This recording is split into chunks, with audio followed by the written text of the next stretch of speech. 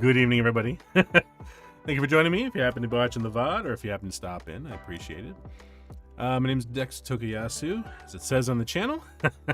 And I'm happy that you happen to join with me tonight. Whether it's a lurker or you can actually join the chat, no problem there. Just glad you're here. We're going to be doing some DuoLingo tonight. Specifically, going to be focusing on Indonesian DuoLingo. I've been doing a lot of focusing on the Japanese one, but I didn't want to forget everything that I've been trying to learn from the Indonesian one. So we're going to double back on that. But first I want to kind of just do some general chatting and stuff like that. We'll probably run until about, since it's 12:30 right now, we'll probably run until about 1:30, I'd say, probably around there. I do have some work I gotta get done too, but you know, we'll deal with that as it is. So yeah, let me just switch over to the other one because there's some stuff I wanted to look up. All right, there we go. And nothing's playing. You know, it's not bad, but I kind of like. Hang on, let me switch over to this one. Yeah. And we don't need a game audio. Actually, might need. Actually, I don't know. We might need that. Hang on. Where is it? Oh, just there we go. All right. And that's gonna be the default. Okay, yeah, perfect. All right, cool. So let me see. Does this actually show? Yes, it does. Sweet. I wanted to look up first because I haven't had a chance today. One of my friends who's actually really heavy into Star Wars. He actually was telling me they were releasing all this information today, and I was like, "Why? It's not May. It's not May the 4th." He's like, "Yeah, they did it. They did it today." I'm like, "Really?" So I kind of wanted to look up and see what exactly they're saying about some of these Star Wars. Apparently, some new movies coming out. I knew about the Ahsoka TV show, which I'm kind of interested in seeing. I did like Ahsoka.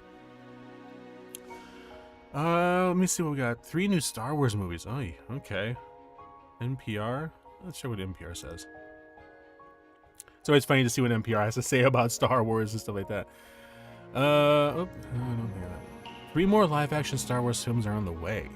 Latest additions to the franchise will be made by James Mangold, who directed Logan. Oh, wow.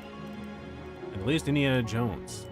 Oh, that's right. There's Indiana Jones is coming out, right? Like this is different than the Kingdom of the Crystal Skull.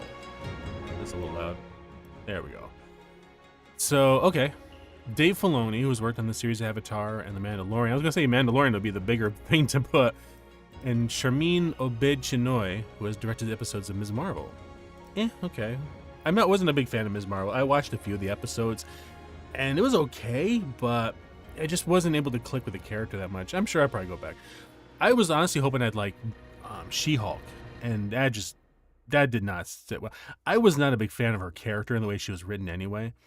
You know, primarily the way she treated her, what's it, cousin Hulk?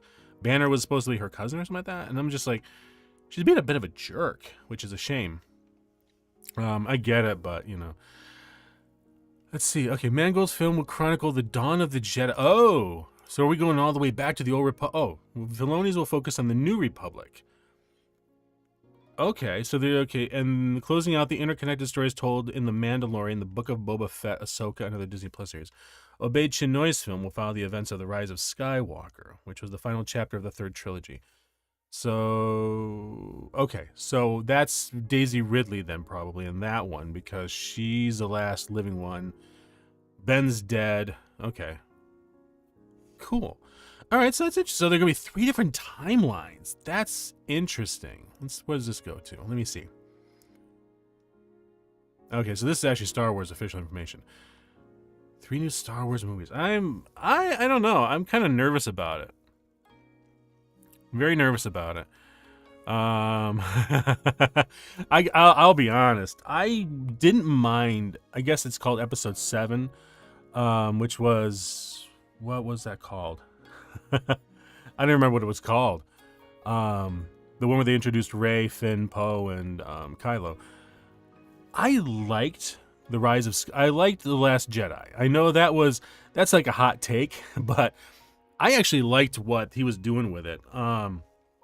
Yeah, it had its problems. I don't think for one second that The Rise. I don't think the 1 second that The Last Jedi was the perfect movie, but I did like what they tried with it, and I didn't take it in the negative way a lot of people did. It's like they were almost looking for something to hate about it, which I could actually kind of see it like that. Fan bases are really tough to please and stuff like that, especially Star Wars. I think even Star Trek too, to a point. Although Trekkies tend to be, I know, because I would consider myself both a Trekkie and a Star Wars fan. Don't tend to go as hardcore about some of the changes and decisions, but you know, I don't also go to a lot of conventions anymore, so I could be completely wrong with that too. But I didn't care that what was his name? The big guy, the big bad there. He wasn't a Darth. He was okay, I don't know, the Supreme, whatever he was. I wasn't upset that he was killed, that Kylo killed him. I kind of liked it. It was not that it was subversive, but that, you know, Kylo was able to hide his emotion to the point where he fooled the guy who basically was manipulating, controlling, and abusing him. So I like that. The fight in the throne room I thought was a little weird. Not that it was superfluous. I know I've seen some hot takes where people are like, well, why would the Praetorian Guard keep fighting? And I'm like, well, because the Supreme Chancellor's dead. You know, he was murdered. So to me, it made perfect sense that they would try to seek vengeance on the person who did it, because Kylo was right there. I thought the fight scene, while it was visually very exciting, the sword choreography just was not. I don't think it was up to what I was hoping for. Especially when you like watch, as much as I didn't like the whole overall prequel movies, I've kind of grown accustomed to them and appreciate them a little bit. But the third one there, which was oh god, what was it called? Revenge of the Sith? Was that what it was? Was that really that? Either way, the final fight between Anakin and Obi-Wan, it went on for a long time, and there was a couple spots where it was a little weird the way they were spinning the blades around, but that was visceral. Like, they were really going it, and I loved watching the behind the scenes where it showed the actor who played Anakin. It showed the training that they went to and how serious they were about the fight scenes. So those really felt like they were actually trying to kill each other, which in the scope of the movie, the fact that these two guys were the closest friends, almost brothers, and now they were at each other's throats, it made sense. So when you see that, and then you go to episode 8, quote unquote, and the throne room scene, like, it was just too much telegraph. There was too much telegraphing of what strike was going to come next. Deflecting with the cross guard, and I'm like, okay. It was visually still cool, but I loved the aftermath of it, where like Kylo and Rey were. Kylo was like, Rey thinks finally it's over, everything's set. He's Ben again, but then he turns around. He's like, wait, why do I have Happy Birthday? I just noticed that. What happened? Why did the scene change? Hang on. Oh, what the hell? Why is it remove all items? I don't want that stuff. Go away. Bye-bye. Oh, man. I just happened to look up. I'm like, what? I must have hit a button or something like that. I don't know. But just the look on her face when Kylo turns around and he's like, you know, basically doing the whole join me, you know? The person who was so much about destroying the past, forgetting it, ignoring it, not letting it control you, was himself controlled because he still wanted to be after his grandfather. And you could see the defeat in Rey, because she was like, I almost kind of wanted it to be where she actually turned. Like, she was willing. Sorry, that was me touching the microphone. Like, she actually decided to. She liked him enough that, okay, we can work together. Maybe we can do this right. You know, it didn't obviously go that way, but the fact that you know Kathleen Kennedy and I'm blanking on names.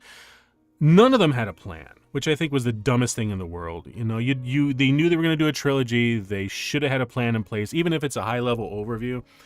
At least it would have been cohesive, because I tell you, Episode 9, Rise of Skywalker, that was one that just...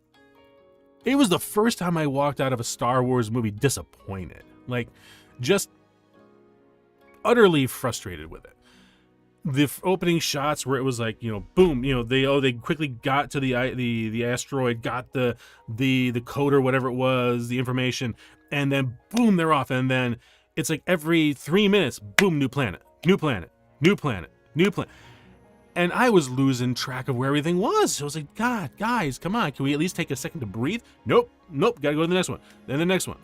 Then they sidelined what's her name there?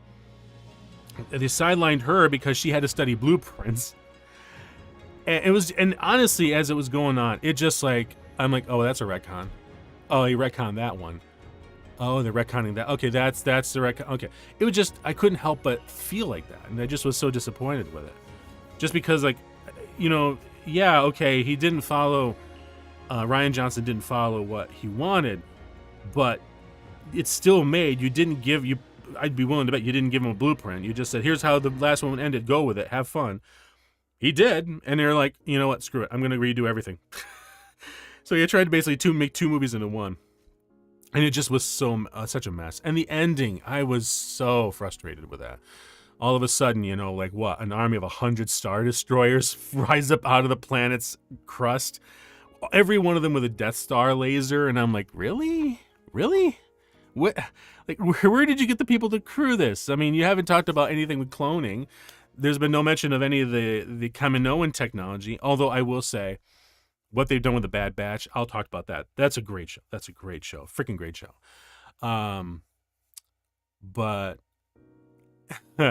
just the whole thing, and then all of a sudden, basically, they pulled an Anya left from Avengers, and there's Lando, and a whole mess of people all of a sudden decide they're gonna follow and fight back, and it's like, whatever. Okay, at that point, I was just like done with it. I'm just like, yeah, okay, let's see, cool. And I honestly, at that point, I was rooting for the Emperor. I was just rooting for Palpatine. I'm like, dude, come on, kill him, wipe it out, start over.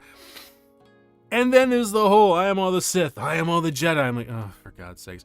And then she's like, picks up 2 lightsabers and crosses them. All of a sudden, that's what shoots the lightning back at Palpy. And I'm like, why, after all the movies he's been in, has he not learned to stop? If he gets electrocuted, stop throwing the lightning. It ain't working. It's just like, oh my God, just one thing after another. The new movies disappointed me. I can enjoy 7 and 8. I just cannot enjoy episode 9. I'm giving it a while, and I might double back and try it again, just to see if I can find something. Because, like, you know, I did with the prequels.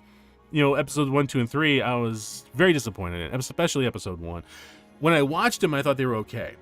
But, you know, I started rewatching them, and like Jar Jar just really ticked me off, and everything else about it was just like, oh God. You just start to see through. You see George Lucas coming through too much in his script writing and his story.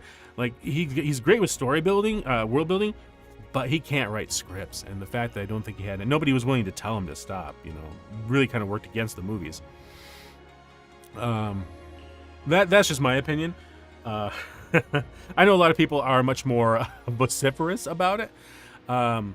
So I'm honestly surprised that they're doing 3 more, but it does not at least sound like, it doesn't sound like they're going to be a trilogy, which is good. They're 3 standalones, it sounds like. This was Star Wars Celebration Europe 2023. Okay.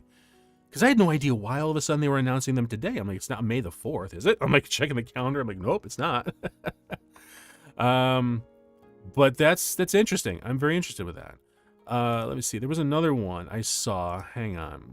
He mentioned something about Ahsoka and Acolyte. What is this? Acolyte. The Acolyte. Okay. The first look at the Acolyte upcoming Star Wars thriller series, starring Amandla Stenberg and Lee Jung-jae, was revealed. Korean, I think. Jung-jae. I think that's Korean. I'm not sure. Was revealed as London Star Wars Celebration Convention. The cast also include Jodie Turner-Smith, The Good Place, star Manny Jacinto, Daphne Keane, Rebecca Henderson, Carrie Ann Moss. Really? That's a surprise, pulling Trinity out from. I'm assuming I think that's the actress that played Trinity in the Matrix movies. Like, that's surprising seeing her come out. Dean Charles Chapman, Charlie Barnett, and Margarita Leviva. Huh. The Acolyte, which was reported to be in development by Variety in 2020, before officially being announced later that year, is created by Leslie Headland, best known for co-creating Russian Doll. I've heard of this. I have not watched it. I might have to take a look and see. And directing films Bachelorette and Sleeping with Other People. The series takes place in the High Republic era. Okay, I heard something about the High Republic era, but I was not aware of what they were going to do with it. 100 years before the franchise's prequel trilogy. Okay, yeah, okay. The height of the Galactic Empire. Well, this would not be the height of the Galactic Republic, would actually be more appropriate. This period is also known as the Golden Age of the Jedi, a time when the Ancient Order was at its peak. Yeah, when they were actually at their hubris. While speaking at the panel, Headland said she pitched the series as Frozen meets Kill Bill. Wait a minute. Frozen meets Kill Bill from the perspective of the bad guys, with samurai films as an overall inspiration. So what are we talking like? The Seven Samurai? Are we talking like, you know, Shichino Samurai? Oh god, what is that, a Kurosawa film I love? I'm blanking so much on, oh my god. It's been such a busy day, I'm like, my brain is like fried trying to remember these things. But there was one Kurosawa one I was trying to remember. It was like the Castle, Fortress, something or other. Maybe that's what she's referring to. Spend the time live action. This is the furthest back, yeah. Lots of Jedi and things fans haven't seen in live action, right?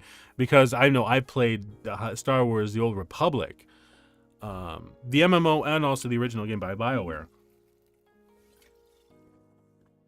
The footage shared only at the celebration, as the show is still filming, with shots of a Jedi temple, Moss in a fight with Stenberg that recalled the former Matrix. Okay, oh yeah, it is okay. So a gold lightsaber. Okay, so we have a lightsaber, a yellow lightsaber. And the pivotal shot at the end with a group of Jedi lighting up their saber. Of course, they're gonna do the pew, all everybody at one time. This is about power and who is allowed to use it, was the key quote, which came up. The Acolyte reported focused on the emergence of the Sith. A group of dark Jedi sent and conquering in the Star Wars canon. Acolyte has been used to describe soldiers for the powerful Sith Lords. Really?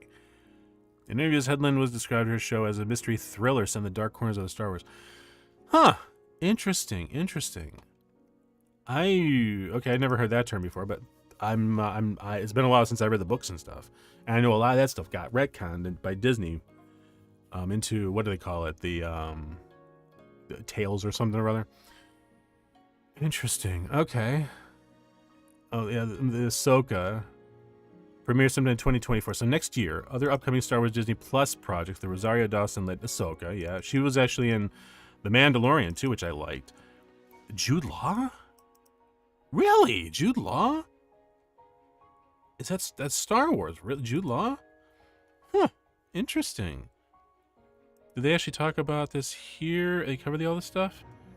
Okay, so yeah, Skeleton Crew, The Acolyte, and the new season of The Mandalorian. Okay, well, they were already in the new season of Mandalorian. So I made the chance to see famous faces. Okay, 3, yeah. 1 star. Okay, yeah, so that's the third one. The third one they mentioned, which is set immediately after Rise of Skywalker. Dr. Dave Filoni, the cowboy hat. Pulling threads together between the TV and film words is a big tap. Oh god, they're doing that too. Of course they're doing that. I don't mind the interconnected world so much, but I just don't like the fact that a lot of it seems now you have to be aware of what the shows are doing to understand the movies. Like, Doctor Strange and the Multiverse of Madness. That one I was frustrated with because it tied right into Wanda's kids that she made up in the WandaVision show. I loved WandaVision, although I will say it was a slow burner for me. I was kind of frustrated with it the first couple episodes until some of the outside world started creeping in. I was like, oh wait, cool, okay. That was a good show at the end. I really loved it, that one. Especially the way how it dealt with loss and, everything that she was going through. The Multiverse of Madness, though, kind of really threw me off. I was like, and the fact that they went hardcore on Wanda, but then couldn't tell if they wanted to make her a villain or not. It really felt like they didn't know what they wanted to go full on or not. Because, okay, she tips her hand at the beginning with Strange that she's actually got him in some kind of a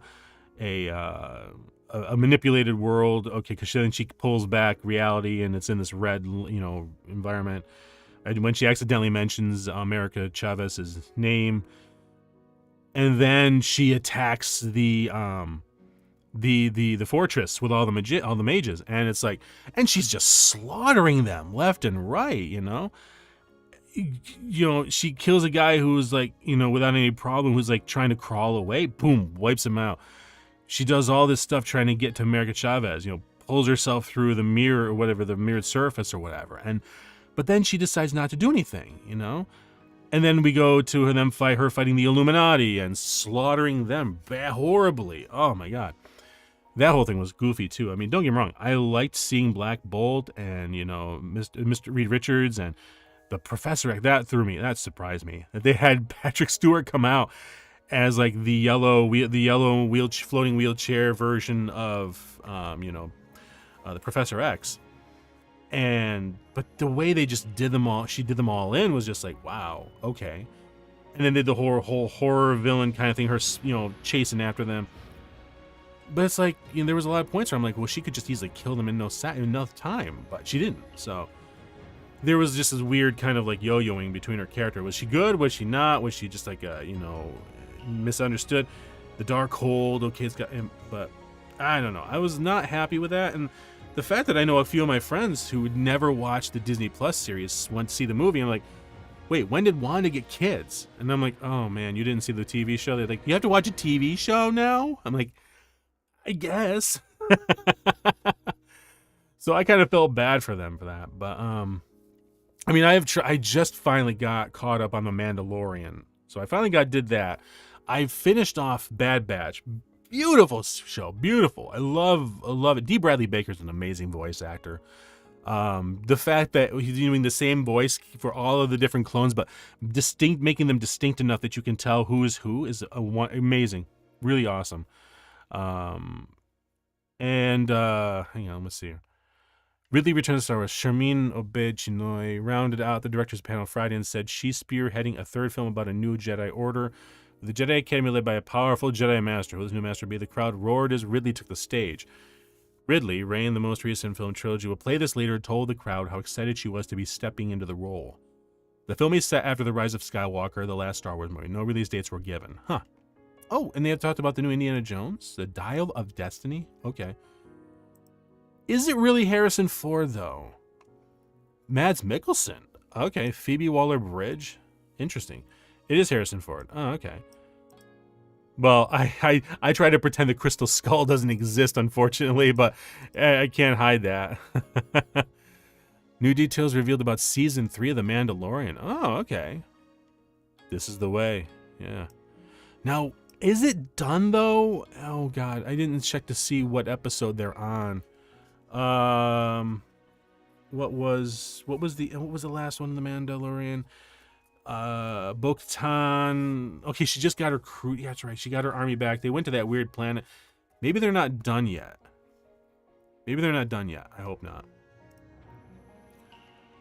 You may also be keeping up with Season 3 of the Star Wars. Yeah, okay. Wait. New details revealed about Season 3 of The Mandalorian. Is that what this... Is this Season 3? Or is it Season 2? I'm not sure. In the eight new episodes, Mando and Grogu are back, although not without confusion for fans who may have missed the Book of Boba Fett, which streamed in early 2022 and depicts what happened between Season 2 and 3 of The Mandalorian. This season was all about showing different points of view of the world. Wait, when did this come out? Oh, this is all the same article? Okay. So this is the one that's going on right now, because he has the new the Naboo Starfighter. That's what he's flying in right there. Showing different points of view of the world, said Filoni, who plays Trapper Wolf, especially exploring the idea of what happens when a Mandalorian removes their helmet. This scene is about examining this idea of culture and what it means to be Mandalorian. Fumiyiwa, who plays Jib Dodger and has directed and executive produced the season. Cast members Giancarlo Esposito, Katie Sackhoff, Carl Weathers. He's doing a really good job. I like him. He's actually as the governor now. High Chancellor. Sorry.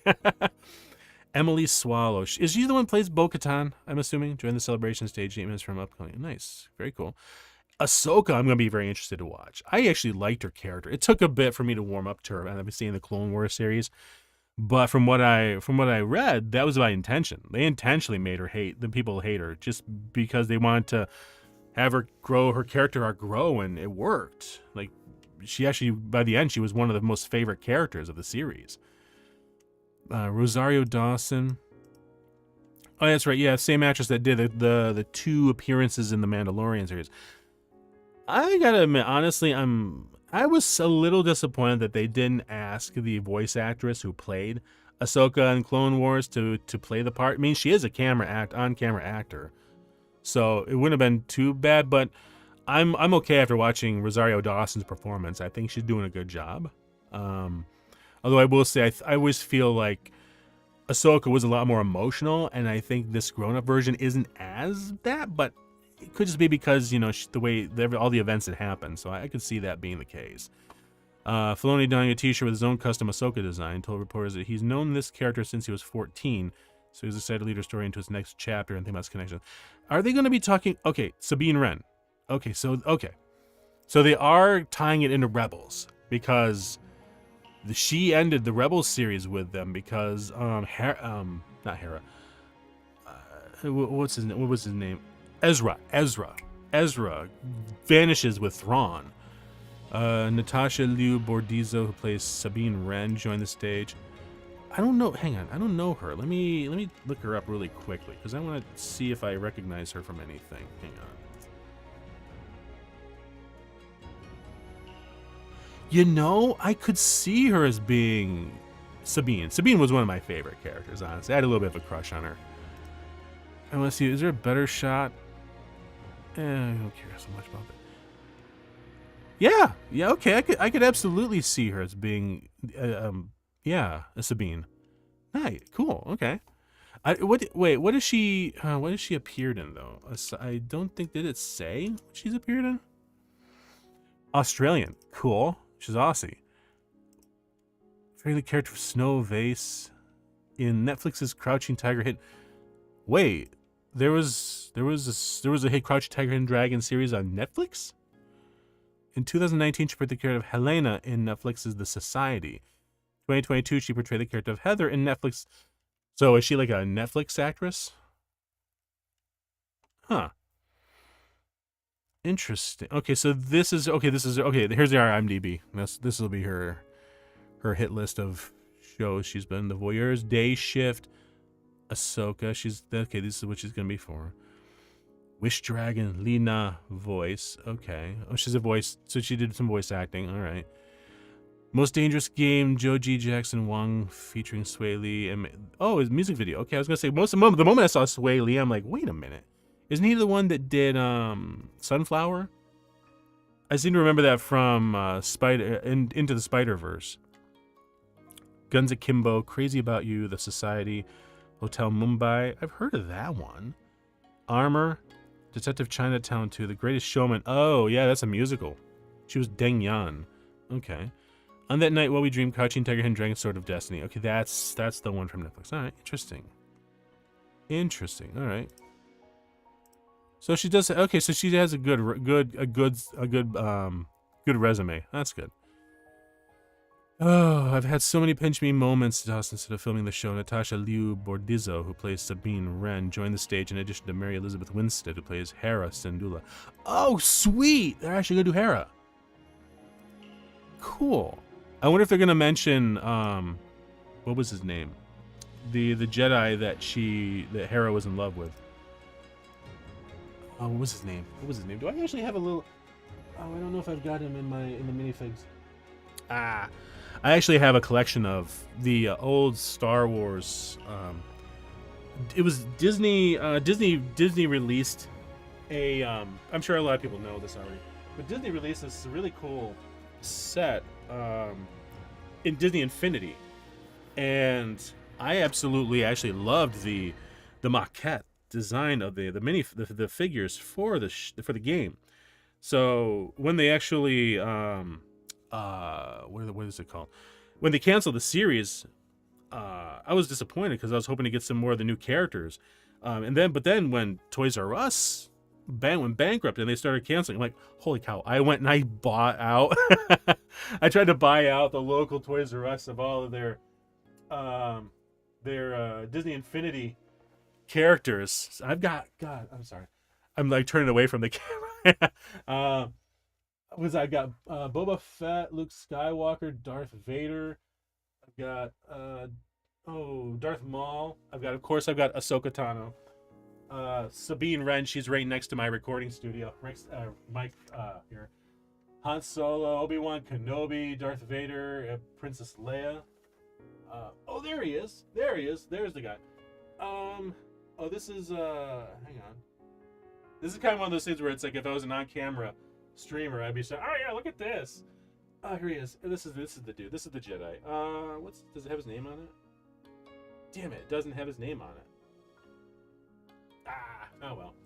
But then I've also got, actually I was surprised. There's Deborah Rillios, who appeared in one of the most recent episode of Mandalorian. I was surprised to see that, but it's cool to see he's alive. But I've got that, and then Chewbacca, Kylo Ren, and then Anakin, Ezra Bridger, and I even have Rey and Yoda in for the figures. There was a few I couldn't get, unfortunately. I had to buy them off eBay. But still trying to find them. What's it? Oh, hey, manga. Good evening. How's it going, buddy? Talk about Star Wars, going all over the place. Yeah, well, I wanted to talk about, because one of my friends at my evening job, before I come here to record my last part, was talking about the fact that they had done this Star Wars announcement event today, and I was like, wait a minute, it's not May the 4th? Why the hell are they doing that? And he was telling me all these things. I'm like, okay, hang on, I gotta look this up. So I figured I wanted to do it before I do DuoLingo, and I was surprised by some of the announcements. Like, that's kind of cool. Like, I didn't even know about, he didn't say anything about this either. A series about a group of kids with a sense of wonder is on the way to Filoni. The idea came before Disney Plus even launched. The setting show past show haven't been meant for kids, so this is more of a kid show. The show stars Jude Law, who took the stage to chat about working with young actors. Interesting. Okay, not much there. The Acolyte. Okay, I just looked at one about the Acolyte, where this is actually like a thriller. This is kind of, yeah, Frozen meets Kill Bill. I was like, well, that's a descriptive. It's going to be a Disney Plus. Yeah, Disney Plus. And it's actually going to be like a thriller series, which is because it's basically going to be taking the perspective of, does it say, explores the perspectives of the villain. So yeah, this is actually when the Sith start to rise up, because this takes place during the High Republic. Is that when they said? Yeah, okay, between the High Republic and the beginning of the prequel. So this is actually on the downward slide of the Republic itself. That's one hell of a descriptive. Yeah, I was surprised. I was not expecting Frozen meets Kill Bill.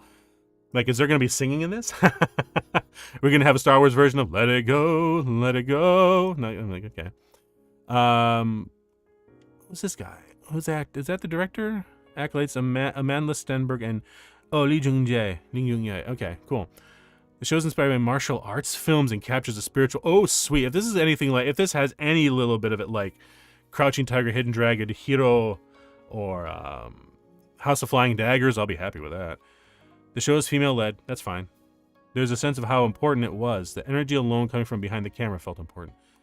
Actor Amanda Stenberg, The Hate You Give, told the crowd she was attracted to the show's magical realism, and co-star Lee Jung-jae, Squid Game. Okay, so yeah, she is Korean. All right. Said he was still shaking from his first... Okay, sorry. Okay, so this is Lee Jung-jae. Okay, gotcha. From his first experience filming while holding a lightsaber. Interesting. All right. Final season for Andor. Oh, good. They're going to finish off Andor. Good. That was a good show. I gotta admit, I liked season 1 a bit, and I kept hoping he was going to actually have a good thing, and then it just ended up. He ends up getting in prison. I was like, oh, come on, seriously. Good show. I liked it. If you know your ending, it really helps. We know exactly where we're going. Well, yeah. I mean, he's got to be available for. He's got to be available for the movie there. Oh, God! I had such a busy day. My brain is fried. But yeah, he's got to get the Death Star plans with what's her name? Who's this? Jodie Turner Smith. Oh, okay. I gotcha. Cool. Yeah, they got a lot. They got a lot of stuff. Like, honestly, I was more concerned when I saw that they were actually announcing 3 new Star Wars movies. I'm like, oh God, don't tell me. But they're not actually trilogy, which is nice to see. It seems like they're each individually standalone because they come from different timelines, time periods. So there's one, where is it? James Mangold, who will direct Dawn of the Jedi. So that's like the old Republic, old Republic. Mangold, who's still writing the film, was inspired by the ideas of biblical epic. So he must be looking at like 10 Commandments type thing back in the 1950s. Like we're talking, who was the director? That was the golden age of cinema. Hang on, 10 Commandments. Movie. I know it was the 1940s or 50s. Okay, this is it right here. Yul Brynner. Yeah, that was a big one. Yeah, 1956. Okay, yeah, I was right. What was it I was looking? Cecil B. DeMille. Oh my God, this guy. If anyone who's watching has ever taken anything like film art appreciation, you had to have heard about Cecil B. DeMille, because this guy was like massive, sweeping stories. You know, I mean, Ten Commandments is one of them. He didn't do a lot of movies. He did, what did he do? Hang on. There was some other stuff. Cecil B. DeMille. I'm going to look at him. But a lot of his stuff was just like huge, epic style movies. Like, I can't remember if it was Cleopatra. That was one that I think failed. He did The First Greatest Showman under Samson and Delilah, The Ten Commandments, Sunset Boulevard. Like, these were The King of Kings. Okay, it's 1927, The Sign of the Cross, 1932. Yeah. The most recent one, with The Ten Commandments was the last one. And supposedly, movies like The Ten Commandments, where you had cast of 1,000 people, you know, that was not done until Gladiator. Gladiator was the first that really brought back the Cecil B. DeMille style, or sweeping epic movie where they had to hire hundreds of extras, you know. In a way, The Last Samurai was also like that too, because they had, and it's obviously Last Samurai is one of my favorite movies. I mean, it's a I don't know if it was, I don't know, bloody hell, 1,000. I don't know if it was I don't know if it was necessarily 1,000, but do they have shows? Hang on, I want to see if they had there was some 10 Command. There were some production shots. Movie. I want to see if they actually have images from it, because it was just insane. So like that might be some matte shots. So like here you go. Here's like one shot. This is like insane, the number of people that are in it. So like you had that would be like when Israel is sinning, that's all people, you know. Where's the other one? These are all like, this is obviously before, you know, VFX could do, you know, massive crowds. So these were all people that they had to cast. And then you also at the same time had the Egyptians chasing after them. So you're talking at least a couple hundred. Like, hang on, let me actually look it up. Tell me count movie.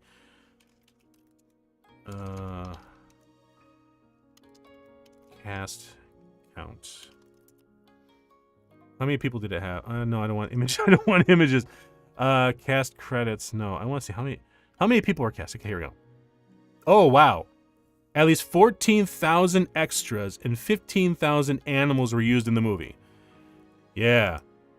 Okay, so yeah, it was actually 1,000. I was actually right. I could not. I for some reason the thousand stuck in my head. Like, yeah, at least 14,000. That's IMDb saying that. So I trust that more, because like, hang on, I want to see, what does it say?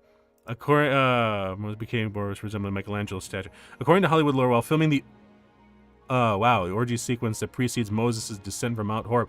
Yeah, that's when Israel is sinning.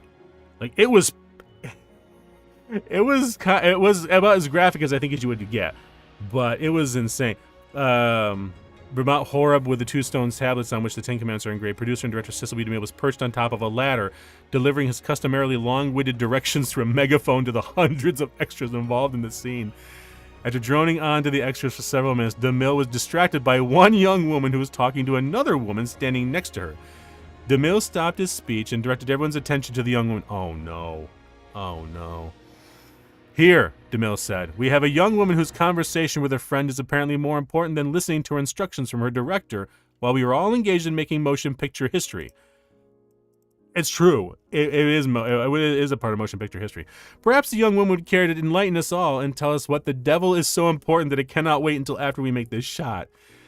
After an embarrassing pause, the young woman spoke up and bowed. Oh, she actually boldly confessed. I was just saying to my friend here, I wonder when that bald-headed old fart is going to call lunch. Nonplussé, DeMille stared at the woman for a moment, paused, then lifted his megaphone and shouted lunch. Oh, I hope that's absolutely true.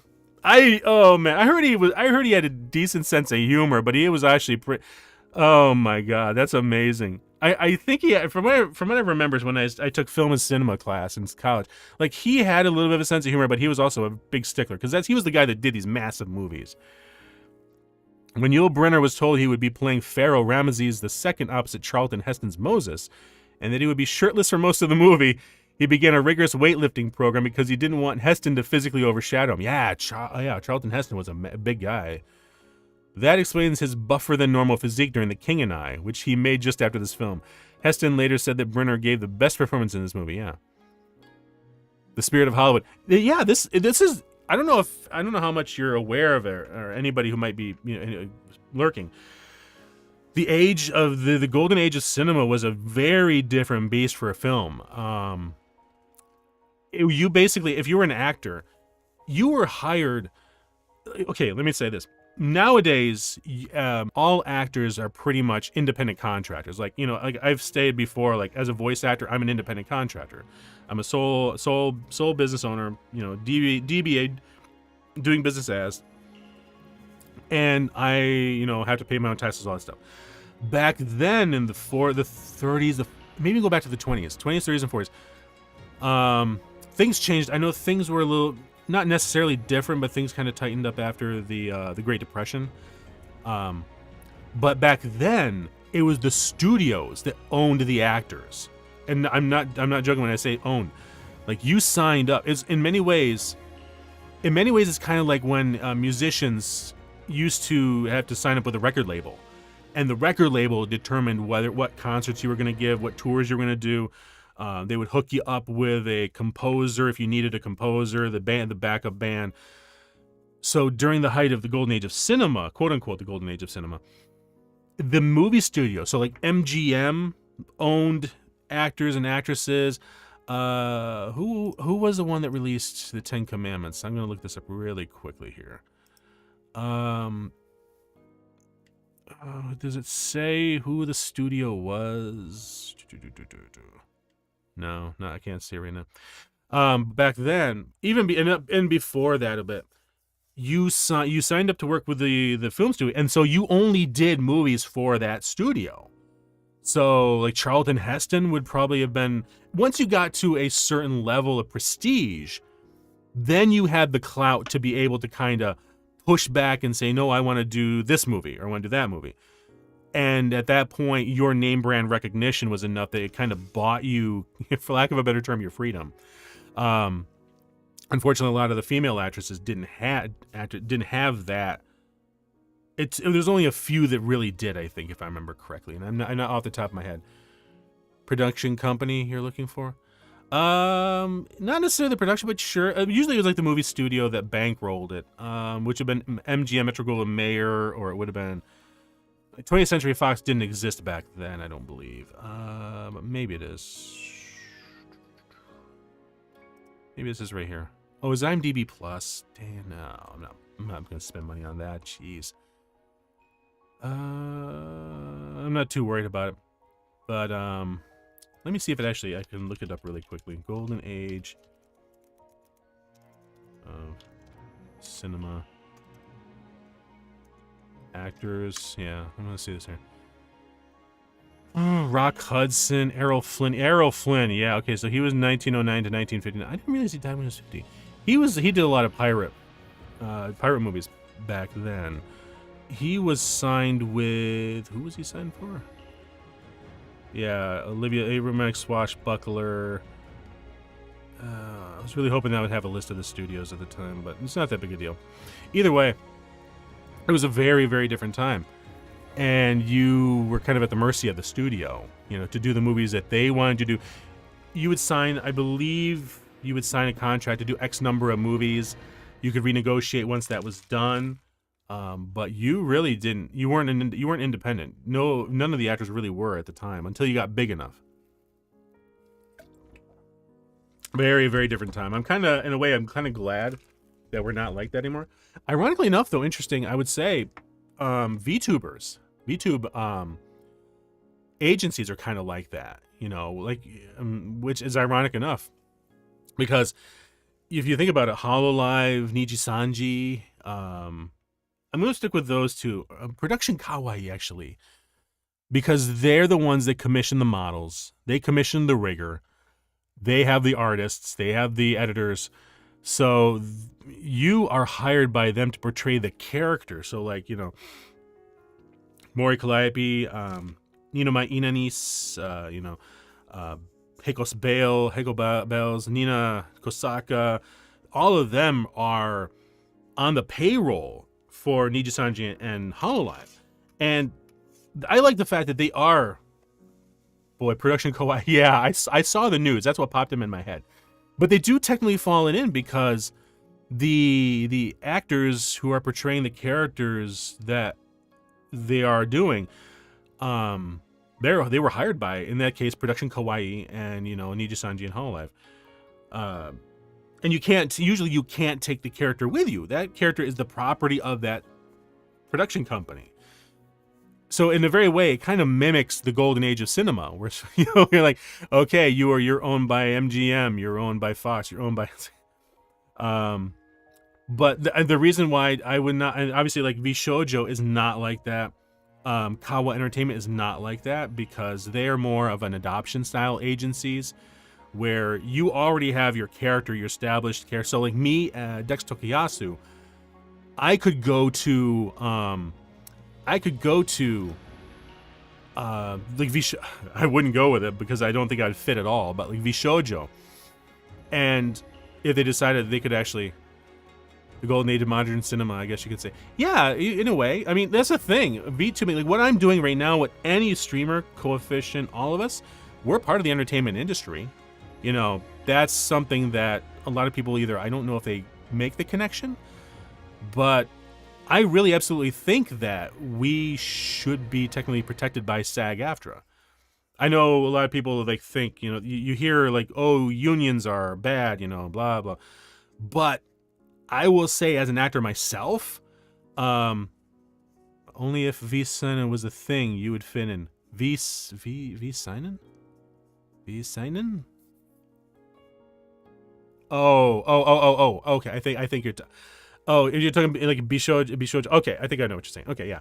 To me, it's more like I'm pretty sure Vshoujo would be willing to hire a male VTuber or, to bring them out, but I just don't think my personality would fit with the established talent that's already there.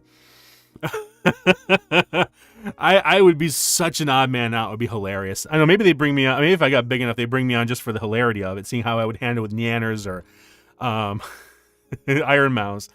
But I'd have to be on Twitch, and I won't go on Twitch for that. Not that I'm against it. It's just Twitch just seems to be shooting itself in the foot, in its leg, and it's nearly hitting its head a few times too much recently. I mean, YouTube's done its own thing, but they've actually been doing pretty good, I think. Yeah. Kawa Entertainment was one I actually did apply for. One of the VTubers I follow, Kozichu, who used to actually be, Millie. She used to go under Millie Falafel, but she had to change her name when Millie Parfait came out with Nijisanji, and she was like, yeah, I'm not gonna fight it, you know, I'm not gonna, because it would be too similar, and you get the cross branding that way, unfortunately, and it's just better to not deal with it. So she's like, yeah, I'm gonna change it. Now she's Kozichu, which is fine. She's Alpaca VTuber, but she's with Kawa Entertainment, and Kawa Entertainment, one of their talent just actually graduated, I think. Koi, he graduated. But the nice thing is they are, whoa, wow, didn't know that about Millie. Yeah, it was, hang on. Let me see if I can actually find Millie Waffle. Yeah, okay, yeah, Millie, yeah, formerly is Millie Waffles, yeah. Cozy Chew. Oh, VTuber, yeah, I'm on VTuber too. I was like, yeah, this is her. She's funny. She actually does her own avatar. She's her own artist. She does her own rigging too. She does the rigging on stream too. She's actually she's really good. I've been watching her for quite a long time. One of the first streams I started watching her on was when she actually did she was used to do a talk show. It was really kind of cool. And there was one she did for about 2 hours with Randon. And I absolutely loved Randon. Let me see if I can find him on here. Randon the salary orc. Not Brandon. Randon. Come on, Randon. Hello. Hello. Oh, there he is. Randon Nuring. Yeah. This guy was amazing. Oh my god. Randon, the greatest of all time. Yes. Yeah, absolutely. He did not play games that much until near the end, but he was freaking amazing with the Zaibatsus, with the Batsu streams. I absolutely loved tuning in to watch it. I was a sub. I was a member. The moment he opened that up, he like Cozy only charged like $1 or $2 a month because they're like, we don't want. They both said, I don't want to price out anybody. Just make it one price and everybody can afford it. I'm like, yeah, that's cool. That's nice. And I probably do something similar to that if I ever can monetize. But I would feel obligated to actually create content that, for the quote unquote members, because it just feels like if you're paying, you should get a little bit more. But oh my god, Randon, he's amazing. I was so disappointed when he retired. He's of course still doing streams. I don't know if I should say who he is, but if you hear his voice, you absolutely know. And he's doing the same thing. He's still doing the same thing. And he's amazing. So I was so happy when I tuned into one of the debuts, and all of a sudden the guy opens his mouth, and I'm like, oh, yes, it's Randon! Oh my god! I had to fight so hard not to be typing in chat. I'm like, oh my god, Randon! It's Randon! I'm like, no, you don't do that. You don't do that. That's not what you do. We gotta respect the past. But oh my god, he is doing such a great job. He's having a blast. I am so glad he got picked up as he did. But yeah, Randon was amazing. But he and Cozy did let me see if I can find it. They did a great, they privated, Cozy privated the, hang on, Cozy, Randon. Let me see. Okay, it was something really. Oh my god, this guy is amazing. Where was it here? Cozy Chew. Hang on, I'm trying to find it. They did this great interview. She interviewed him. Yeah, this is it right here. Twitch versus YouTube. At the time, Randon had actually done a test, and he actually went over to Twitch for about a month. And this is what I loved about him too. Like me, I'm a interactive project manager, so I do software development, and I manage a team in India, who's been working with the company I work at for 10, 12 years now. It's crazy. So I'm very much used to testing. I'm very much used to collecting data, finding out how things work, and my experience as a graphic designer means I do most of the user interface design for the internal software we develop.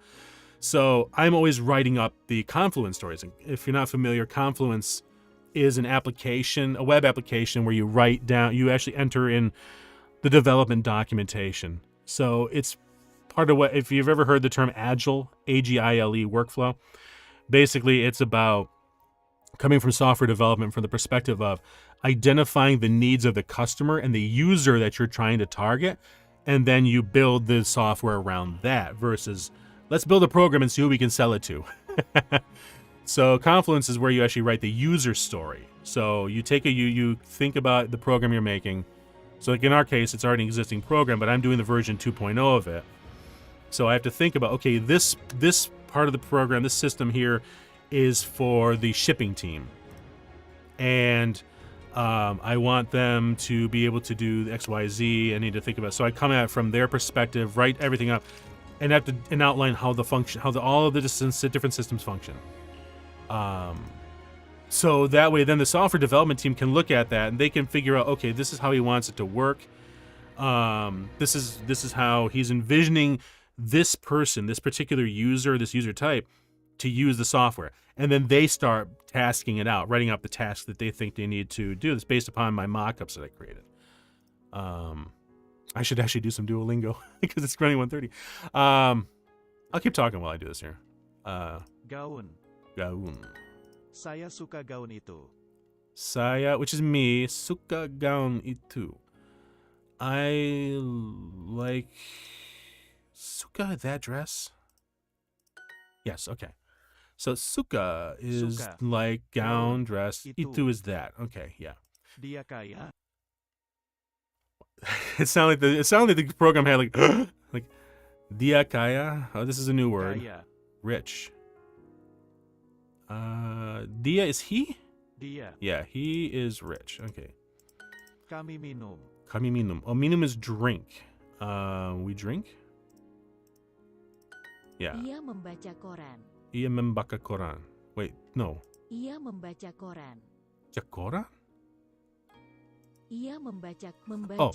Membaca. Okay, that's right. Interesting. It's interesting to find the different pronunciation stuff. But anyway, as far as Agile, yeah, that's what I had to train. I had to learn that. I've been doing that for 8 years now.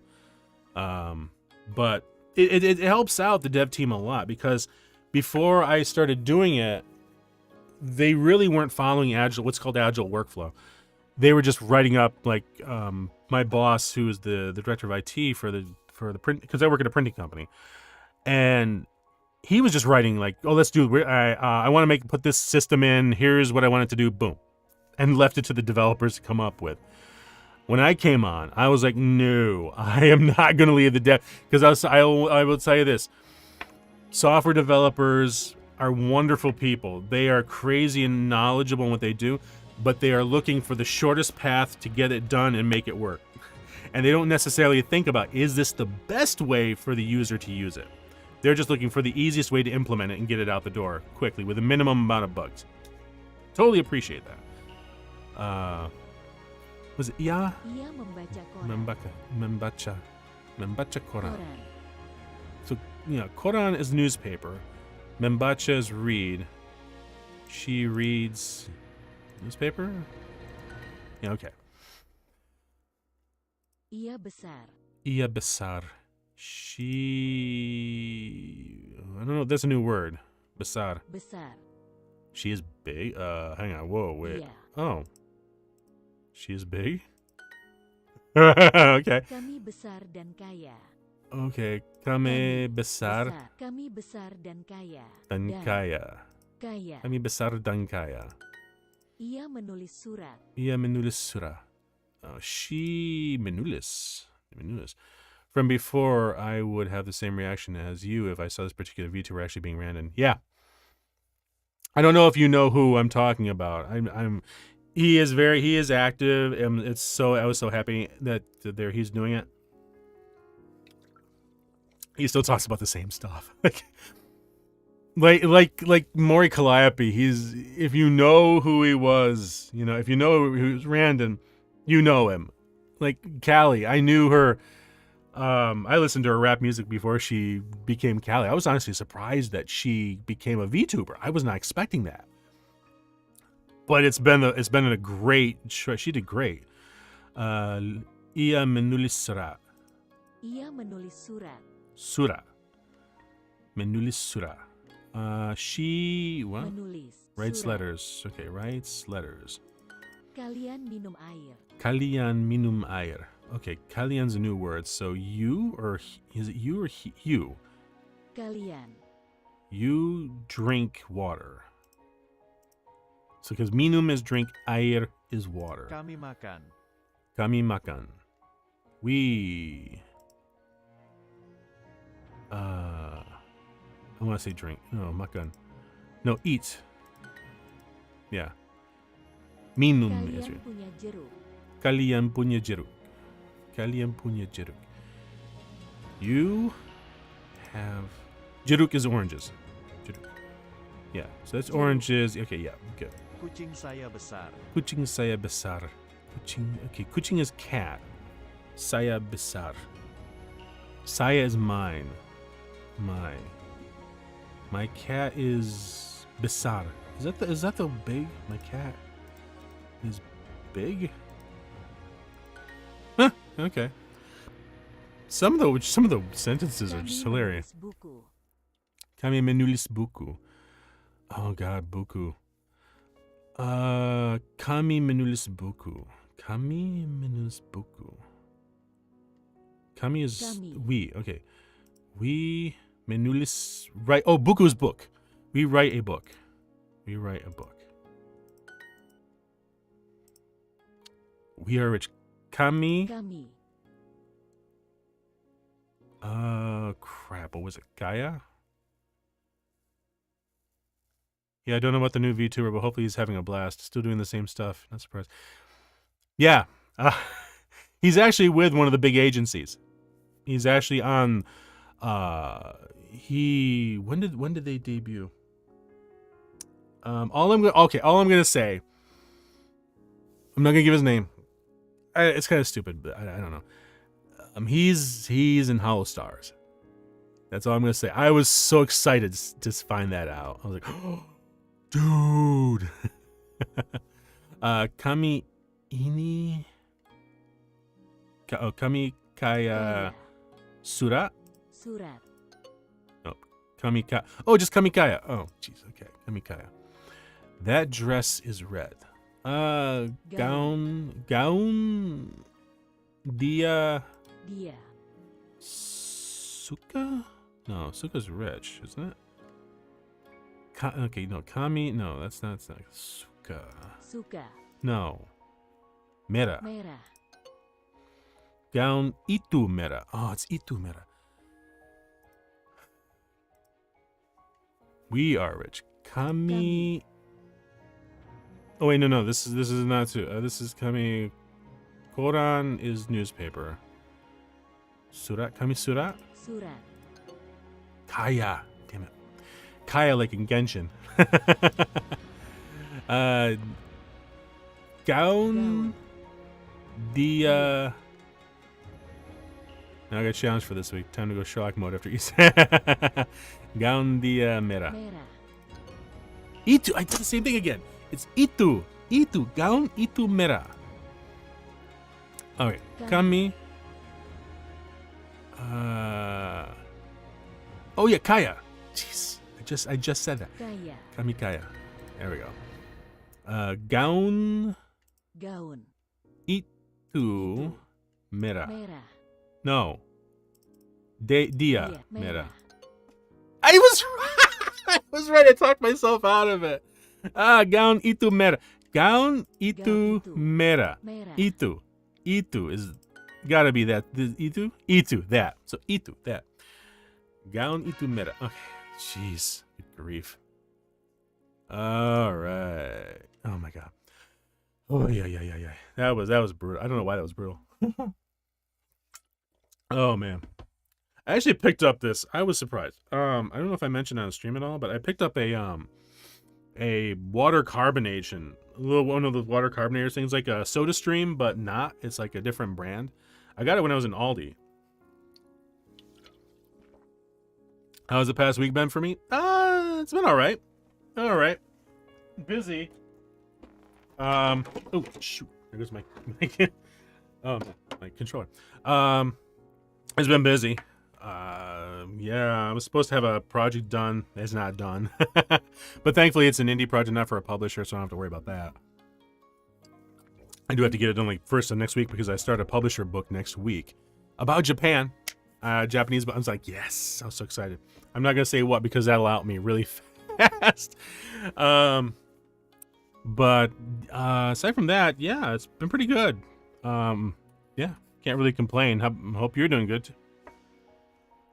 I keep forgetting that it's Easter. It's Easter weekend. Of course, yeah, I'm saying that as I'm pulling out a couple of Reese's peanut butter eggs.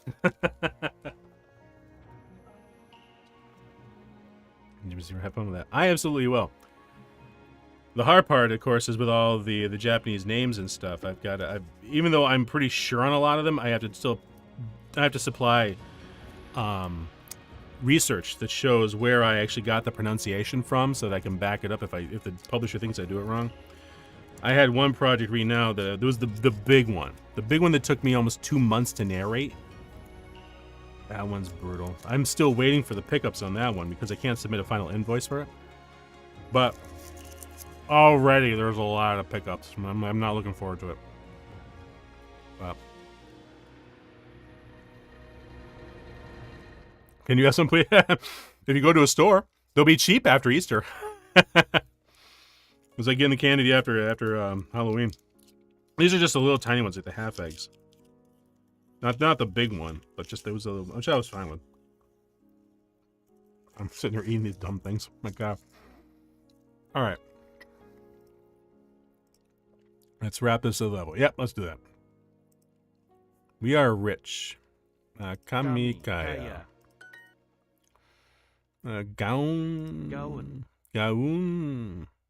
Oh God. Itu merah. Merah. They got rid of the dia. They weren't gonna let me make that mistake Saya again. membaca menu ini. I mean, I had something insane like a few days ago. Uh-oh. Hope it's not with the phone. Oh, man. Let's see here. Membaca. Menu. There's menu. Oh. That menu. I read that menu. I read this menu. Aku menulis surat. Aku menulis surat. I write a letter. Menu itu. Menu itu, the menu. Aku suka kamu. Aku suka kamu. Aku suka kamu. I like you. Okay. Kalian menulis menu. What? What the heck? Kalian menulis menu. Kalian menulis menu. I have that problem when I'm narrating. Like the other big times where I'm almost out, or I try to do too high pitched of a voice, and it's like the vocal cords just cut out. Because that right there is really like a vocal cord. Just not able to handle it. Kalian menulis menu. Kalian. Right? Right menus? You write menus. Oh, okay. Kami besar dan kaya. Maybe I didn't have food poisoning. Kami besar dan kaya. Kami besar. Membaca. Nope, not membaca. Kami besar dan kaya. Dan kaya. We are big. We are big and rich. Okay. Okay, Duolingo. Saya dan dia kaya. Saya dan dia kaya. Saya dan dia kaya. Saya. Yeah, I and he. Or is it he and I? I are rich. Yeah, okay. Aku dan kamu. Aku dan Kamu. kamu? No, it says it right there. So I live next to an ice cream parlor. They just opened for the season. They got new owners and add some new stuff to the menu. And one of them I had was a donut ice cream sandwich. Dude, oh my God. That's like, I feel my arteries clogging already. Kalian menulis menu. Kalian menulis menu. Kalian menulis menu. You write menus. All right. Oh my God. I see Devin Sugar. Oh my God. I started listening to watching this guy on TikTok. He does YouTube shorts too, thankfully. Where was his name? B. Dylan. Yeah, B. Dylan Hollis. Oh my God. This guy is like crazy. It is goofy to watch. I won't watch any of this stuff right now, but oh my god, just the way he talks about the recipes, because he does these old classic recipes, and oh my god, some of them are just frightening, and he's always surprising when they worked. Wait, that was really okay. Halo. Hello, Nama saya Andi. my name is Andy. Nama saya Dex. Apa kabar? Apa kabar? kabar? How are you? Apa kabar? Hello. Halo. Hello. Saya Andi. My name is Andy. I am Andy. Okay, I am Andy. Saya Andy. Nama saya Tini. Nama saya Tini. My name is Halo, Tini. apa kabar? Hello, how are you? Hello. Hello, how are you? I am Tini. Saya Saya Tini. Halo, nama saya Andi. Halo, Sama nama saya saya. Andy? I thought it was something else. Halo, nama saya Andi. Okay, it's Andy. Okay. Andi. Kamu siapa? Kamu siapa? Kamu siapa? Who are you? Kamu siapa? Apa kabar? Nama saya. Apa kabar? Nama saya. I'm willing to bet it's Tini. Apa kabar? Nama saya Tini. Tini. How do you do? My name is Tini. Any insane desserts you had within New York? I'm actually really curious. Insane desserts? No, I don't think so. I mean, aside from like, you know, when I used to go to the fairs and stuff, they used to have like, I think it's from all over the, I think all over the US has it, but like fried dough, funnel cakes, you know, those I've had. Crazy desserts, not really. I mean, I mostly just stick to like key lime pie, cheesecake, strawberry shortcakes, but nothing insane. I try to be very careful. I'm trying to lose a lot of weight. Siapa itu? No. Siapa itu? Who? Siapa itu? Who is that? Yeah. Nama saya Nama saya Andi. Oh God, type in itu. Oh, okay. Oh my God.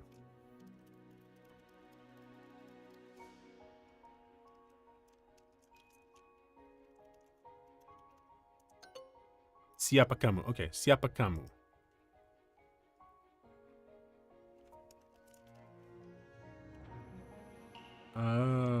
Hello? Oh. Siapa? No. Hello? I don't know. Apa kabar? Apa kabar? Crap. I'm gonna have to look this up. I hate doing this. Siapa kamu? Okay, sorry. Siapa kamu? I'm not used to this typing. Like, oh, nice. It actually gave me the nice. Hello. Crud. Apu kabar. Okay. I kind of cheated on that one, unfortunately. I remember when I got an entire cheesecake for my birthday back in October. I was really careful how much I consumed. Yeah, oh my God. You gotta be careful you don't eat the whole thing in one day. I had a, God, for my birthday, I had a key lime cheesecake. I was very happy with that. I can't find real good key lime often. Ironically enough, last time I was in Florida, I didn't get good key lime because they weren't from the Florida Keys, but which is a shame. Kamu dari mana? Kamu dari mana? Mana? Kamu dari mana? Kamu dari mana? Where are you from? Kamu dari mana? Mana? Kamu dari mana? Saya dari Jakarta. Jakarta. Aha, saya dari Jakarta. Key lime cheesecake, that's new. I'll tell you, if you ever, it's expensive, but I don't know. I think they're still around, right? Cheesecake Factory. As much as I hate the prices and the food is like generic, their cheesecakes are varied and good. Extremely rich though. My God. I think one slice alone is like 500, 700 calories. Oh my God. The only times I ever went there was when I was actually traveling for Apple as inventory control specialist, man. Market inventory specialist, because I had to train, so I got to travel along the middle the Apple stores in New York State. And the cool thing is that when you travel for business, Apple paid for your paid for the hotel and meals. So it's like, yeah, I ate it up like crazy. Oh, that's where your birthday came from. Oh, nice. Okay. Yes, that was definitely rich. Oh my God. Dari mana kamu? Dari mana Kamu? Dari mana kamu? Where are you from? Dari mana kamu? Saya bukan Tini. Saya bukan Tini. Saya bukan. I'm not Tini. Bukan. Bukan is not? Bukan. Okay. Kamu dari Jepang. Kamu dari Jepang. Okay, I am from Japan. Oh, you are. Kamu. You are. So it'd be saya is I. So kamu is you. Okay, so you are from Japan. Okay. Saya bukan dari Jakarta. Saya bukan dari Jakarta. I am from Jakarta. Bukan. I am not. Oh, crap. They still don't have it where you can actually pick it up and move. Excuse me. I am not from Jakarta. Saya bukan dari Jepang. Saya bukan dari Jepang. I am not from. Unfortunately, that is true. Saya bukan dari Jepang. Saya dari Jakarta. Saya dari Jakarta. I am from Jakarta. Dia dari Jakarta, bukan dari Bali. Dia dari Jakarta. Bukan dari Bali? Dia dari Jakarta, bukan dari Bali. Bali. Dia dari Jakarta, bukan dari. I am from Jakarta, not from Bali. Oh, he. God damn. It's not saya dari. Dia dari Jakarta. He is from Jakarta, not from Bali. Halo, kamu dari mana? Halo, kamu dari mana? Hello, where are you from? Where are you from? Kamu dari mana? Kamu dari mana? Halo? Halo? Saya dari Bali. Saya dari Bali. Dia bukan dari Jepang, dia dari Bali. What? Dia bukan dari Jepang, dia dari Bali.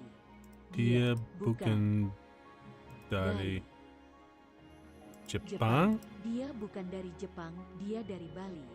Dia dari Bali. He is not from Japan. He's from Bali. She, damn it, she. Dia. Dari? Was it Dari? No. Dari is from. Saya dari bukan Jepang. No, saya bukan dari. Bukan dari. Bukan dari Jepang. Yes, saya bukan dari Jepang. Oh, I knew you were gonna ask me this. Oh, this doesn't give me the word bank either. Where are you from?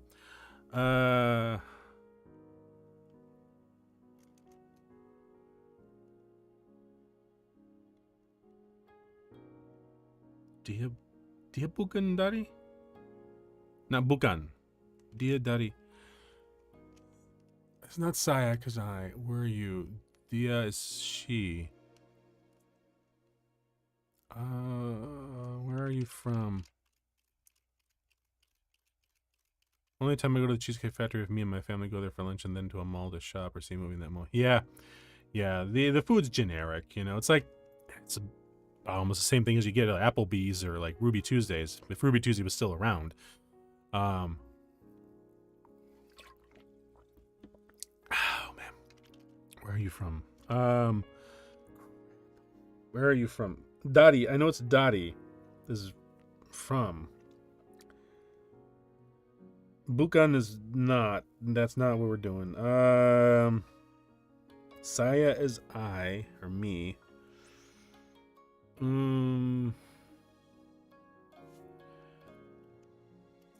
Dia, Dottie. Dari mana kamu? Dari mana kamu? Oh. I want to say Dia. Dia dari Jakarta. Dia bukan. Do I need to do Dia? No, say bukan dari Bali. Yes. Got a notebook with you? No, unfortunately, I don't. I suck at taking notes. Like that's the thing. When I was in school, ironically enough, when I was in school, when the times I took notes, I would fail the tests. But the times I just paid attention, I would usually ace it. So I ended up that's ended up what I take away from school. Don't take notes because it's distracting. But I really gotta do that with Japanese. Because I really want to get to the point where I can write down Japanese and stuff. And I haven't even seen. Indonesian. I know what Korean looks like, but I don't think I've seen. Oh, that's the Indonesian language. This is Bahasan. Oh. It looks like English. Okay, this is before, so I guess they just write it in English? It is standardized variety of Malay, an Austronesian language that has been used as a lingua franca in the multilingual Indonesian archipelago for centuries. Really? Interesting. Okay, I've heard Bahasa Indonesia is the official national. Okay, so it is that is the official, but it's just written in English. It's not. I shouldn't say English. It's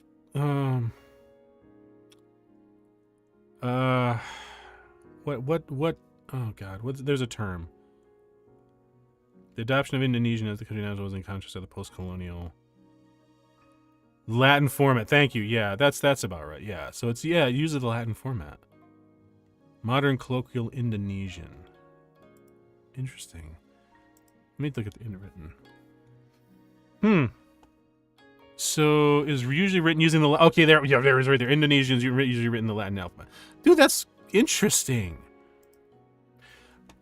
Wait, was Indonesia, was that actually one of the British colonies? I know India was. I don't know. I don't know. Hawaii, the University of Hawaii has a history of Indonesia. Actually, that makes sense. Polynesian has a lot of ancestry from Japan and Southeast Asia. Hang on, let me see. Where hello. There we go. English, we call it Indonesian. It is not correct to simply call it Bahasa. Okay. Some Indonesian words have been borrowed into English, among them the common words gong. Really? Orangutan is Malaysian? Is Indonesian, I mean? And sarong. Okay, sarong, I can see that. And the less common words paddy. Really? Sago and kapok. The phrase to run amok comes from the Indonesian verb amok. Holy cow, really? Interesting. Oh, 1811, 1815. Oh, okay. Oh, I bet you it's further down. Yeah. Interesting. I did not know that. Okay. Well, that makes sense. It would have had to have been, if they're written languages in Latin style, or with our alphabet. So it's like, okay, that makes sense. Oh God, and I got deviated. Oh God. Where are you from? Oh God, just looked at that. Hang on.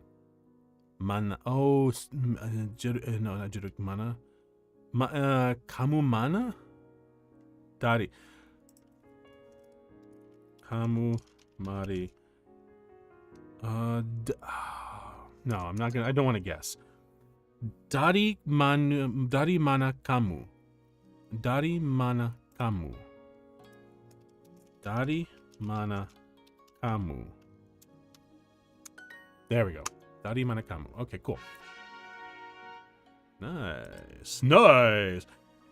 Interestingly enough, one thing I've noticed is that with Duolingo, the streak is actually carried over between all the languages you do. So all the stuff I do in Japanese, Indonesian and Japanese are merged together. So if I do, thankfully, it would be a nightmare if it wasn't, but whatever language I start the day off and do it like Indonesian or Japanese, boom, I keep my streak going. So it's like, oh, okay. And interestingly enough, it ties into leaderboards. Like, I'm pretty sure. Let me switch over to Japanese. I'm pretty sure. Yeah, see, it keeps me at the Pro League. So if I look over here, yeah, it's interesting. Like, just in Duolingo, all of the languages you're studying all kind of like combine together to match for your placement in the leaderboards. Which I'm like, it's actually a nice Benny. It's nice to see that. Oh my goodness gracious. Let me see. 154, getting late. We'll do a little bit more. Berapa umur Andi? Berapa umur Andi? How old is Andy? Berapa umur Andi? 10. 10. 10? Really? 10. 10. 10. Berapa umur saya? Berapa umur? Siapa? Or is Berapa this umur saya? saya? Saya. Berapa umur saya? How old am I? Saya, because that's I. Berapa umur saya? How old am I? Nama saya Andi, saya 20 tahun. Okay. Nama saya Andy. My name is Andy. Saya I 20 tahun. I am... My name is Andy. I am something years old. Pulu. Pulu. That was not 10, was it? I'm 10 years old? Well, let me keep going here. My name... Where is it? My name is Andy. I am... Yeah, it is 10. Okay, 10. No. Pulu. Yeah, it's been a while since I've used Duolingo. I haven't used it since my days in college. Last used in 2018. Gotcha. 20 years old. Berapa umur kamu? Berapa umur kamu? Kamu. I kind of feel bad because I saw some people were actually jumping into the stream a little bit, and it's like they must have bailed out because like I wasn't actually doing the lessons, which is a shame. But oh well, you know. Berapa umur kamu? Berapa umur kamu? Umur Tini 20 tahun. Umur Tini 20 tahun. Umur Tini 20 tahun. Umur Tini 2 was not me or my because there's no saya. Saya is I or me. Umur Tini 20 tahun. 20 tahun. So pulu is 20. Umur. My umur, there's no my. Umur Tini. So no, okay, so this Tini is 20 years old. I'll bet. Yeah, okay. What is umur? Umur. Old. An interesting sentence structure. Old Umur. Tini. Tini. Dua 20. Pulu. Dua. So 20 is 20. Pulu. Tahun. Tahun, year. Umur. Old. Tahun. Interesting. Okay. Tahun. Dia Dua puluh. Dua puluh Dua. is 20. Okay. 20. Dua, 20. 20. 20. Dua puluh. What was 10? Pulu? Pulu was 10? How old am I? Berapa dari...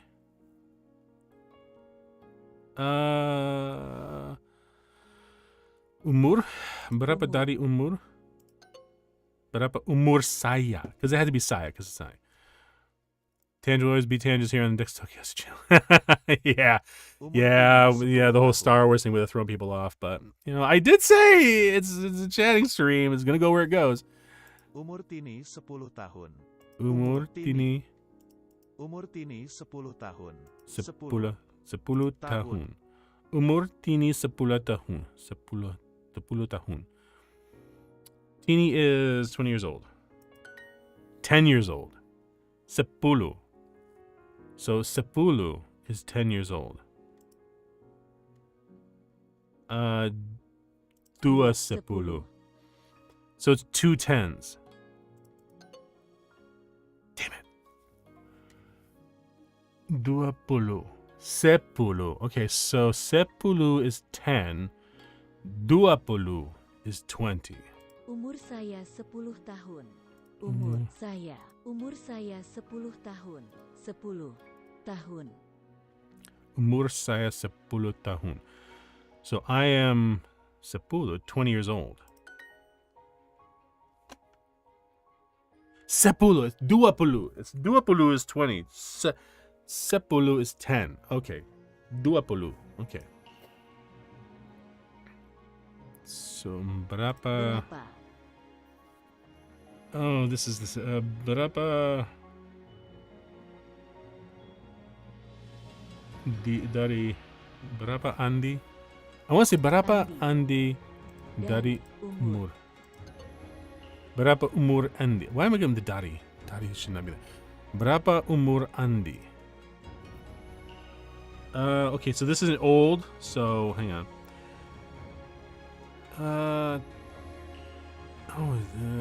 Tini siapa? Siapa? 10, yes, 10. 10 tahun. Where the hell is Borussia? Borussia? Where the hell did that come from? Wait. What is Borussia? Berumur. Oh, you little stinker throwing something at me. Is Tini Borussia 10 tahun. So 10 tahun is tahun. 10 years. Okay. 10 tahun is 10 years old. 10 tahun. So this is 10 years old. Borussia. Tini is. Oh my god. Okay. Damn, sliding that trick in there. I don't even remember them actually talking about that. Borussia. I don't even that threw me off. You are 10 years old. Umur. Umur. Umur. Oh my god. Umur. Umur. 10 is 10. Tahun. So 10 tahun. Umur kamu 10 tahun. Okay, here we go. Okay. Umur kamu 10 tahun. Okay. Tini. Okay, this is okay. Are they gonna actually give me that word? Tini. See, the word's not there. Busia, whatever, is not there. It's not. Oh wait, no, it's not. Tini. Umur. Bukan. Oh my god, they throw this out.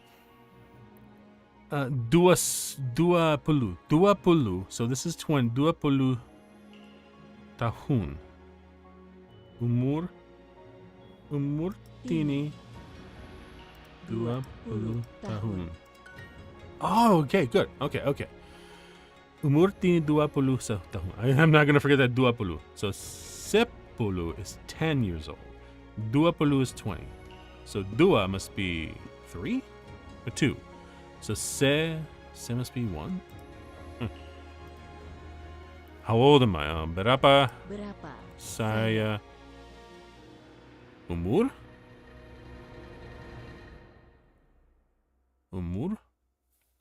Jeruk? It's not jeruk. Jeruk is orange. It's orange, I think. Japan is Japan. Dari is where. Minum is drink, I think. So it's gotta be umur. Berapa umur saya? Oh, so I flip them around. Okay. 20. Yep. 20. Yeah, I got you this time. Berapa Andi umur? Umur. Wait. Berapa umur Andi? Umur. Andi. Ah, okay. All right. Oh my goodness gracious. Okay. Okay, there's that Borussia. Aha. Tini Borussia 10 tahun. Yeah. They just pulled that out, just that one. Borussia. How old am I? Berapa? Oh God. Berapa saya minum? No, minum is drink. Umur. Is it berapa umur saya? Yeah. Umur saya. Yeah. Okay. All right. Borussia won't fool us. I actually try to remind me of like Russia.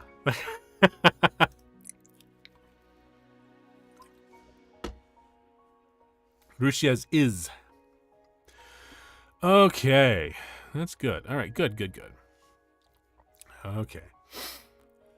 I think we're going to wrap it up here. It's 2 o'clock. I got to get some work done because I got some pickups to record. I didn't even look to see what I've got to re-record tonight. And I still got to get that book done too, so. Oh, we're going to just swing back over to here. Hang on a second. There we go. Which song is this? Which am I? This is Future Ones. Okay, so this is Future Ones. All right.